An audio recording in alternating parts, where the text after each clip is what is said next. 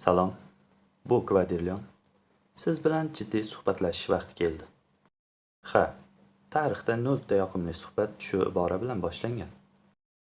Ammo bariga aniqlik kiritishning ayni vaqti. So'nggi 5 yilda butun internetni junbushga solgan, istehzo bilan yoki xafa bo'lib, ammo deyarli faktlarga tayanmay gapiriladigan mavzuni oldik. U konservatorlar, ijtimoiy adolat tarafdorlarining g'azabini keltirishini bilaman, ammo unga aniqlik kiritish istagi qo'rquvimdan ustun keldi. Bir vaqtning o'zida ham bahs munozarali, ham jiddiy video bo'ldi. Umid qilamanki, u xayollaringizni to'g'rilab olishga yordam beradi. Oxirigacha ko'ring.